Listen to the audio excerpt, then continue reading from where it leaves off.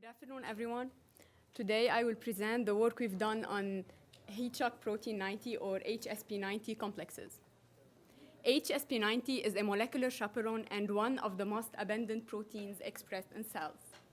In normal cells, it helps in a proper folding of the protein and the degradation of damaged proteins. Under stress conditions, such as heavy metal or heat, it interacts with co-chaperones to form a super-chaperone complex, which recognizes and stabilizes oncogenic proteins, such as protein kinases and transcription factors. Therefore, HSP90 has become one of the most important targets for new types of anti-cancer drugs. HSP90 consists on a highly conserved C-terminal domain, a middle domain, a highly conserved N-terminal domain. Our research focuses on the N-terminal part of HSP90 that binds ATP, since the hydrolysis of ATP is a key step in the activation of the whole protein. Also, it has been shown that the inhibition of this site will directly lead to the downregulation of oncogenic clients' proteins. The ultimate goal of this study is to evaluate the binding affinities of small molecules towards the N-terminal part of HSP90. First, we want to test the accuracy of our predictions. That's why we chose HSP90 ligand complexes with known crystal structures and experimental binding affinities. These belong to three different chemical families: benzophenone-like, aminopyrimidine, and oxybenzimidazole. In the following, I will talk about one ligand, the work we've done on one ligand from each family, and I will name them A, B, and C. Since we want to compare the activities of ligands belonging to different chemical families, we chose to do absolute binding free energies. We are aware that relative binding free energies is less computationally intensive than absolute, but it would be so hard to transform these kind of scaffolds or ring to the others during the simulations. So we used Yank, a GPU-accelerated framework developed by the Chodera's lab. This automated package will allow the computing of absolute binding free energies in implicit and explicit solvent, as shown on this cycle. On the left, we have the protein and the ligand, fully solvated. On the right, we have the ligand bound to the protein, and the complex is fully solvated. So delta G is the free energy of forming this complex under these conditions. The unbound and the bound states are linked by a path that we choose, consisting of several alchemical steps that gradually eliminate the interaction of the ligand with its surroundings. In subsequent steps, this reaction is reversed in order to generate a fully interacting ligand with its environment and also completing the thermodynamic cycle. So on this figure, I'm showing the fully interacting ligand in green and the fully decoupled ligand in gray. Also, during this cycle, we use restraints to keep the ligand in the binding pocket or near the binding pocket of the protein. And the free energy of restraining the ligand will depend on the type of the restraints. So we have two types of restraints: distance restraints and orientational restraints. Let's start with distance restraints, where we have a single distance between the ligand and receptor. This will allow the ligand to explore all the possible binding modes and all the binding sites without drifting away from the receptor. We have two variants of distance restraints: harmonic restraints, where the ligand can explore around the protein in a zone or a shell defined by a fixed radius; flat bottom restraints, where the ligand can explore anywhere in this spherical region. So the other type is orientational restraints, known as Borish-style restraints, because these were suggested by Stefan Borish. We restrained one distance, two angle, and three dihedrals in order to keep the ligand in a specific binding pose inside the receptor. So we were curious to know if the type of the restraints will impact the values of the absolute free energies. Therefore, we used Yanks to test the three types of restraints. on a host-guest system. So what's a host-guest system? Hosts are small molecules, usually fewer than one non-hydrogen atoms, having a cavity allowing them to bind small ligands called guests with a significant affinity. Why did we choose host-guest system for our restraints tests? Because hosts bind their guests with the same basic forces that protein use to bind their ligands. Also, their small size and sometimes their rigidity make it feasible to sample all relevant conformations. And the experiments can be done under conditions that make the protonation states of the host and the guest unambiguous. So we chose a cyclodextrin formed by glucose monomer as a host, bound to a cyclopentanol as a guest. And we did absolute free energy calculation using Yang with the 3 types of restraints: harmonic, flat bottom, and orientational restraints. We did 40 nanosecond per alchemical step or per lambda window in explicit solvent. And here I'm showing the free energies, and as we can see, with the different types of restraints, we are converging almost at the same time to the same free energy value. So the convergence of the free energy is independent in a host-guest system of the type of the restraints.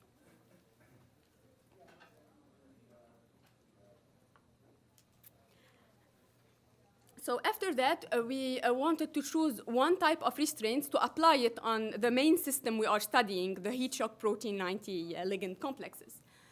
We picked orientation and restraints because we want to keep the ligand, so this will help the ligand not to sample all the relevant conformation and all the space in the simulation box. And from this study, we took the optimized alchemical step set that we tested with the host gas system to apply it on absolute binding free energies for HSP90. So during the simulations with compound A and C, we can see that the ligand is in the binding site with one binding mode for each of these ligands. However, for compound B, we found 2 different binding poses. It's true that we have restrained the orientation of the ligand relatively to the protein, but these 2 conformations are due to a rotatable bond inside the molecule. After that, we checked which of the 2 conformations we are mostly sampling during our simulations. So if we plot the dihedral corresponding to this rotatable bond, we can see that during the simulation, we are alternating between the 2 conformations. So we are taking into consideration 2 binding modes while performing our absolute binding free energies. Then here I'm showing the values for HSP90 complex to compound A, B, and C with 20 nanosecond per lambda window in explicit solvent using Yang also, and with orientational restraints. As we can see, for compound C and A, we have a reasonable convergence for the free energy.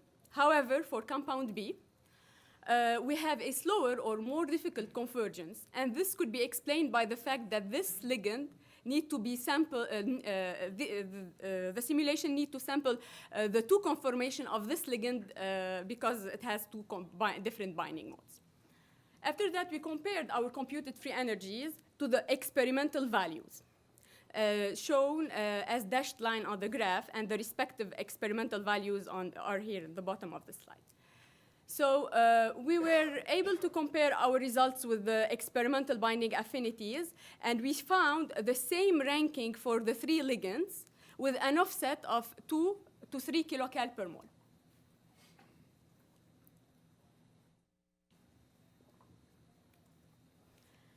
After that, we wanted to understand or to evaluate the factors governing these different efficiencies of these ligands. Since HSP90 ATP binding site is known to be one of the most difficult ones because we have protein conformational changes and charge side chains inside the binding site, we decided to start with a structural study to evaluate the changes and the interactions of the protein upon binding of ligands A, B, and C. So the HSP90 APO structure adopts an open conformation. The binding of ATP will induce this conformational transition to a closed conformation. And these changes happen in the sequence of residues 94 to 125, known as lid structure. Moreover, several docking studies showed that the preference of a ligand to bind to an open or a closed conformation depends on its chemical family.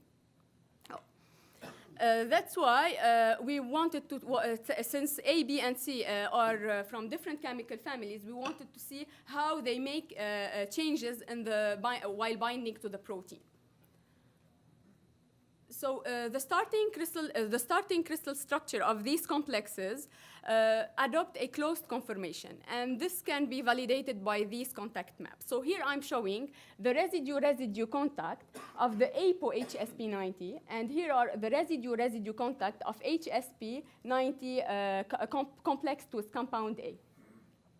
These two contact maps are almost the same, with a different pattern at this level, corresponding to the residues 94 to 125, which corresponds to the lid structure of HSP90.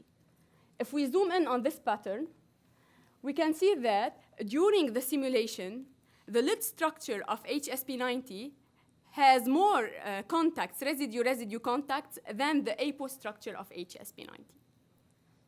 So this is a signature of a closed conformation of HSP90, and this lid structure is so flexible and active during our simulations. Also, compound B and C follow the same trend of residue-residue contact interactions as compound A. So the three ligands, A, B, and C, induced and maintain a closed conformation during the simulation. And since these belonging to three different families mediate the same conformational rearrangement as ATP, we wanted to evaluate their different efficiency by evaluating the interactions in the binding site at an atomic level. So if we compare the interactions of A and B with the residues in the binding site, we can see that both ligands interact with the same residues. With the purple bars, I'm showing the residues forming H bonds with each of the ligands A and B. But one important point is none of the ligands interacting with A and B belong to the lid structure that reflects this conformational change. So these ligands are able to maintain a closed conformation of the protein without even touching any of the residues of the lid structure. So if we evaluate the interactions of A and B in the binding site, let's take with the residues, let's take, for example, threonine 169. We can see that the distance between the carbon beta of the side chain of threonine 169 and each of the ligands A and B is almost the same. And this is the case of most of the residues interacting with A and B in a similar way in the binding site. However, we found some exceptions that may explain the better affinity of compound A. So we found two closer contacts of isoleucine 81 and glycine 82 with the aminopyrimidine moiety of compound A. And these are stabilized by two H bonds with the main chain and the side chain of isoleucine and glycine, respectively. Also, we identified a sulfur-oxygen bond between compound A and the methionine 83, and a favorable positioning for a pi stacking between the aminopyrimidine moiety and the sulfur of the same methionine 83. Moreover, alanine 40, the most interacting residue with both the ligands, is closer to compound A than to compound B. So all of these extra contacts with compound A are due to its aminopyrimidine moiety that enlarges the contacting surface of this ligand inside the binding site. And this moiety is also present in ATP structure. So this makes compound A and the aminopyrimidine moiety a good mimic and inhibitor of ATP among the other ligands.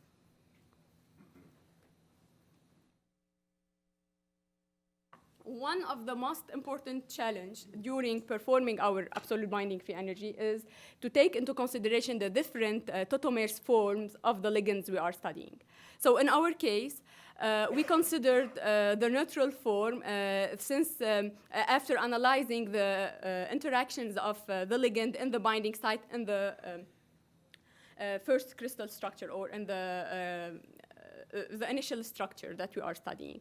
So, but we are interested in taking into consideration all the tautomers that may exist during the simulations. So, to conclude, we were able, by using Yang, to do absolute binding free energy calculation on host gas system and protein ligand systems.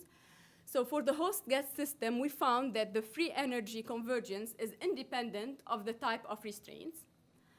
For the protein ligand system, we found the same experimental ranking for HSP90 ligands, and the difference between our experimental values, and our computed binding free energy may be due to the parameters of the force field. We were able to sample during our simulation the two conformations of one of the compounds we are studying, and to explore the interactions of these compounds with the HSP90 ATP binding site. We believe that we will be able to see more relevant conformational changes in the HSP90 binding site in case we heat up a region, specifically the lid structure of this protein. As next steps, we want to compute the affinities of these three sets with the HSP90. These are from the D3R Grand Challenge. And most of them has a aminopyrimidine moiety as compound A. But we don't have the crystal structure of these compounds. Therefore, we want to follow this workflow by starting with a PDB reference using some docking techniques, then short MD simulations to eliminate the similar binding poses. After that, we will use some clustering technique like TICA and PCA used and tested in the lab to have a correct binding mode in order to compute absolute or relative binding free energies of HSP90 ligand complexes, also using Yang. So finally, I would like to thank the organizer of this workshop for giving me the opportunity to present out my work. I would like to thank Michelle Wren. She was a rotation student in the lab, and she worked also on the restraints project. I would like to thank John Chodera and Andrea Rizzi, NIH for funding this project, all the members of the Mobley's lab, especially my mentor, David Mobley, and the NIH for funding this project. And I would like to thank you all for your attention.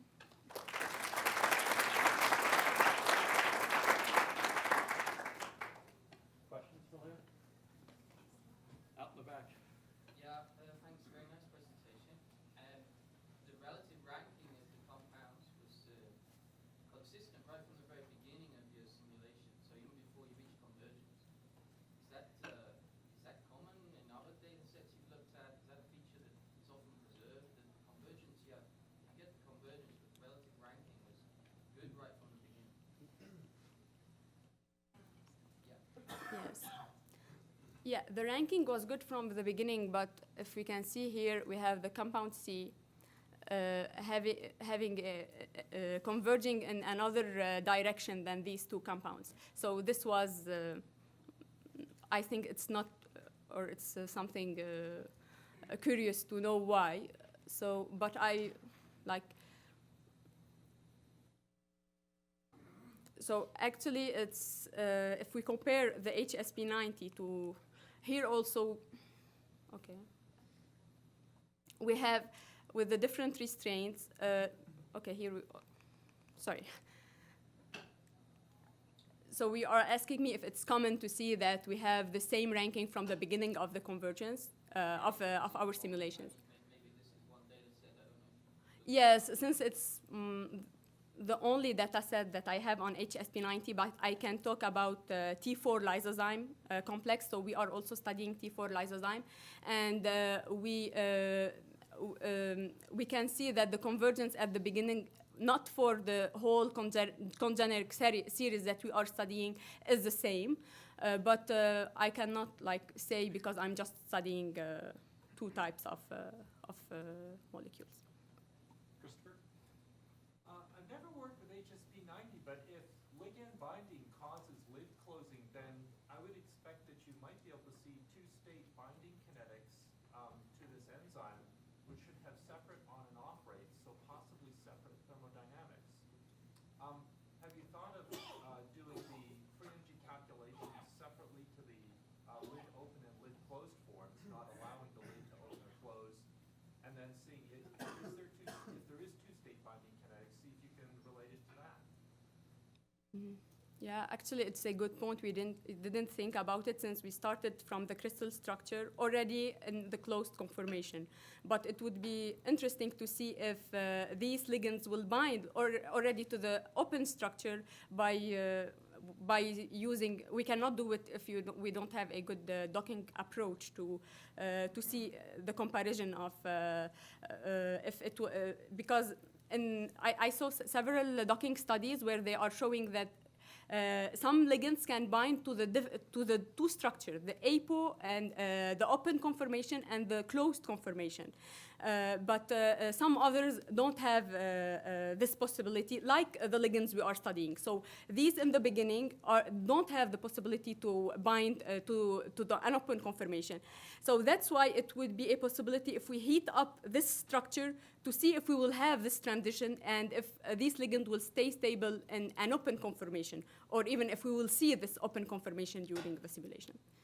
So yeah, it's to see.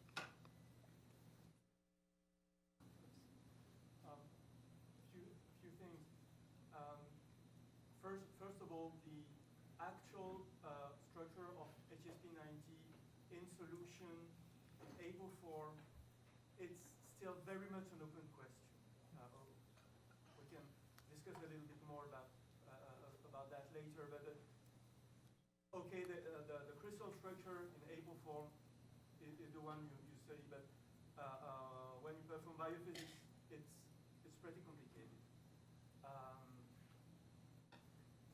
Then you might be interested in a pretty big data set that relates to HSP90 that has been released, that is being released due to the K4DD EMI consortium, where there have been plenty of structure, thermodynamics data, and kinetics data generated on this very system. So. Okay. Yeah, and what I would be interested to talk about the different structure of APO, because the main reason of a closed conformation was the binding of the ATP. And here we are studying just the APO structure of the N-terminal domain, not for the whole, and on a monomer. And this will like vary if we are studying the dimer. We will have a lot of conformational changes between APO and. Yes, I'm talking about that. Yes, okay.